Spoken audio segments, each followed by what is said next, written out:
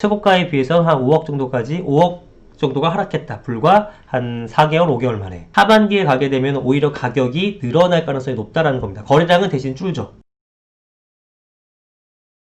여하튼 전체적으로 좀 하락세를 면치 못하고 있는 상황이고, 랜드마크 아파트 값도 2개월째 뚝 떨어지고 있어서 본격적인 하락세가 침체기에 진입하는가, 이런 기사도 있죠. 그래서 KB 선도 아파트 50지수 변동률을 보니까 작년에 뭐 연말까지는 굉장히 좋았죠. 코로나 얘기가 전혀 없었을 때. 근데 1월 달부터 지금 점점 하락 추세를 보이고 있고, 이게 어디까지 갈지는 알 수 없죠. 언제 반등할지도 알 수 없고, 하여튼 지금의 추세는 하락하고 있는 모습이다라는 겁니다. 자, 그래서 실제 가격이 어느 정도 떨어졌냐면, 잠실주공 5단지 같은 경우는 20억 선 아래까지 떨어졌다. 19억 5천의 매물이 나왔는데, 그 전에 12월 달에는 24억 3천이니, 최고가에 비해서 한 5억 정도까지, 5억 정도가 하락했다. 불과 한 4개월, 5개월 만에. 그죠? 엄청나게 많이 떨어졌고, 비슷한 가격 흐름을 보이는 음마의 아파트 역시도 비슷한 추세라고 합니다. 자, 여기서 이제 부동산 114의 수석연구원이 이렇게 얘기를 합니다. 총선에서 여당이 압승하면서 투기 수요 규제는 올해 내로 이어질 가능성이 높다. 이거는 뭐 거의 확정이라고 보시면 됩니다. 가능성이 높은 게 아니라 거의 뭐 확정이다. 그래서 과거 경기 침체 국면에서 부동산 시장도 하락세가 상당 기간 이어졌다는 점을 고려하면 당분간 약세가 불가피한 전망, 이렇게 얘기를 했는데, 이거는 이제 그 당분간이라는 게 어느 정도인지를 뭐 여기서 정확히 구체적으로 얘기 안 했습니다만 몇 년씩 간다라는 의견도 여기 있네요. 침체기가 3년에서 5년 정도 상당 기간 지속할 것이라고 응답했다는 전문가들도 있다고 하는데, 이거는 제가 동의하진 않고요. 향후 1, 2년간 급락후 점진적인 회복세로 돌아설 것. 이 두 가지 중에 하나의 의견을 뽑자면 이쪽이죠. 저는 뭐 1, 2년까지도 갈 것 같지 않습니다만, 왜 그렇게 생각하느냐면 지금의 지금의 침체는 과거 경기 침체 국면과는 다른 점입니다. 지금의 경기 침체 국면은 뭐죠? 코로나 때문이죠. 그래서 이 전염병 부분이 해결되게 되면은 사실은 이 해결을 위해서 지금 위기 상황을 극복하기 위해서 엄청난 유동자금들이 돌아다니고 있잖아요. 이게 실질적으로 쓰여지진 않고 있지만 잠재되어 있는 거죠. 그러면 코로나가 해결되게 되면은 이것들이 유동자금들이 폭발적으로 늘어나게 되면서 쏟아낼 수도 있다라는 생각이 듭니다.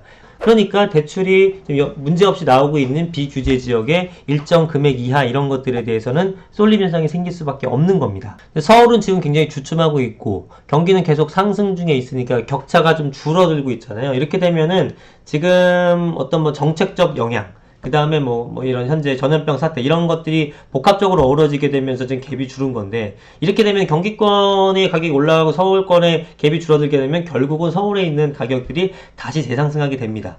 그래서 지금 추가적으로 경기를 올해 상반기 때 경기권에 투자하신 분들은 잘하셨어요. 왜냐하면 풍선 효과를 제대로 받았거든요. 진짜로 어디든 여러분들이 뭐 김포, 안산, 수원, 삼본, 인천, 뭐 청남 어디를 가더라도 가격 안 오른 거 없습니다. 올 초랑 지금 현 시점 비교해 보세요. 코로나 때문에 하나도 안 오른 거 같죠? 절대 아닙니다. 안 오른 적을 찾을 수가 없을 정도예요. 다 올랐어요. 여러분들이 직접 확인해 보시면 제 말이 맞나 틀리나는 여러분 해당 지역의 부동산에 전화를 해봐서, 아니면은 실거래가 같은 걸 보든지 뭐 호가를 보든지 뭐 이런 뭐 사이트 호갱론이라든가 여러 가지 사이트 있잖아요. 비교를 해보세요. 올 초랑 지금 시점하고. 그런 지역은 다 올랐어요. 근데 하반기에도 똑같은 전략을 쓰는 게 좋겠느냐? 제가 봤을 때는 인서울 쪽으로 다시 회귀하는 게 낫다는 판단이 듭니다. 왜냐면은 이것은 서울하고 경기권의 갭이 줄어들게 되면 서울 쪽으로 다시 사람들이 쏠리게 되는데, 그 시점이 언제가 되냐면은 뭐라 그럴까요? 지금 현재의 시국, 이 어려운 시기를 회복할 수 있다라는 시그널이 생길 때는 서울 쪽으로 잽싸게 들어올 겁니다, 사람들이. 그게 아마도 늦으면 내년 초가 될 것이고요. 뭐 백신 개발 이런 것들이 빠르면은 올해 말 정도가 된다 그러면은 그 정도 선에서 우리가 지금 기대를 하고 있잖아요. 그러면은 제가 볼 땐 늦어도 가을부터 움직일 겁니다. 발빠른 투자들은. 그래서 인서울 쪽으로 자꾸 이제 투자를 하게 될 거예요. 일반적인 분들은 지금 현재 분위기에서 투자 잘 못하잖아요. 좀 여유가 있고 좀 빠른 분들은 미리미리 투자해 놓을 겁니다. 그래서 제가 봤을 때는 가을 전까지는, 뭐 아주 늦게 되더라도 올해 전까지는, 하반기 중에는 내년 넘어가지 않고 인서울 쪽에 투자를 하시게 되면은 내년부터 많이 오르는 것을 보실 수 있을 것이다 라고 판단이 듭니다. 뭐 코로나19의 불확실성이 여전하기 때문에 부동산 시장에 미치는 영향이 크지 않다, 뭐 이렇게 분석하시는 분도 있고요. 금리 인하가 워낙에 컸기 때문에 미미할 것이라고 얘기를 하는데, 저는 뭐 당장의 상황보다는 어차피 해결될 거라는 우리 심리적으로 해서 부동산이 상승 하락을 반복하는 거거든요. 경제가 어려운 거 누가 모릅니까? 하지만 경제가 결국은 이게 코로나 때문이고 이 전염병으로 인해서 해결될 거라는 것도 우리가 알고 있잖아요. 그런 심리가 팽배해지게 되면 그때부터 이미 이 전염병이 해결이 안 돼도 투자에 이미 들어가기 시작한다는 거예요. 여러분들 주식 투자하는 거랑 똑같습니다. 반면에 보유세 부과일이 구진일이 6월 1일인데 양도세 중과 유예는 6월 말. 그죠? 그러니까 이제는 사실상 이제 팔아도 올해 그 보유세는 매도자가 내야 되고 그 다음에 6월 말까지 잔금 치러야 되는데 사실상 이제 팔 사람들은 다 팔게 된 거죠. 6월달 넘어가서 7월달 잔금 치르게 되면은 이제는 양도세 혜택을 못 받으니까 팔 이유가 없는 거고 싸게 던질 이유도 없는 거죠. 그런데 이제 팔게 되면 세금 다 내야 돼. 2억 싸게 팔 이유가 있을까요? 없죠. 그러니까 이제 이런 급매물들이 다 소진되는 겁니다. 다 소진됐기 때문에 지금 상반기 때 강남구 쪽이랑 서초구 쪽이랑 이런 쪽에서 급매가 나오면서 가격이 약간 하향 조정됐었는데 이제는 없을 거란 얘기입니다. 그래서 하반기에 가게 되면 오히려 가격이 늘어날 가능성이 높다라는 겁니다. 거래량은 대신 줄죠. 그래서 호가가 올라가고 거래량은 줄는 이런 현상이 생기게 될 겁니다.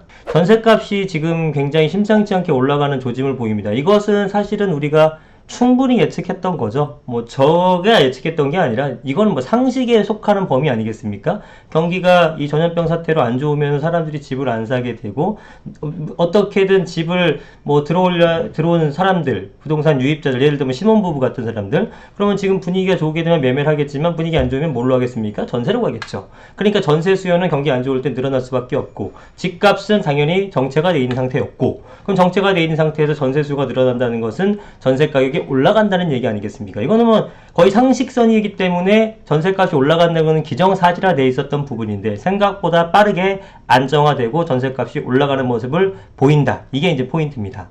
그러다 보니까 이런 전세값 상승에 대해서 그 세입자들이 대처를 하지 못하는 상황에 이르렀습니다. 그래서 근데 문제는 뭐냐면 제목에서 보다시피 내년엔 더 오를 것처럼 느껴져요.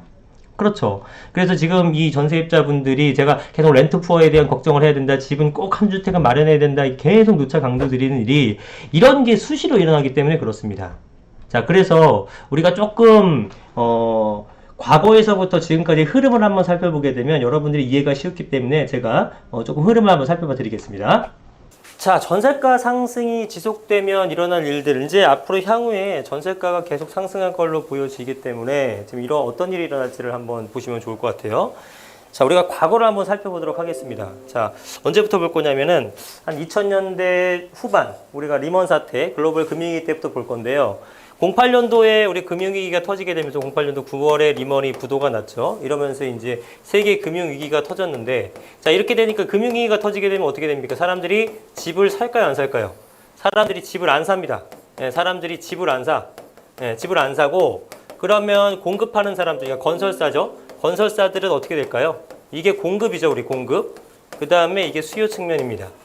수요는 집을 안 사니까 떨어지죠. 수요는 떨어지고 건설사들은 지금 분양하고 싶어요?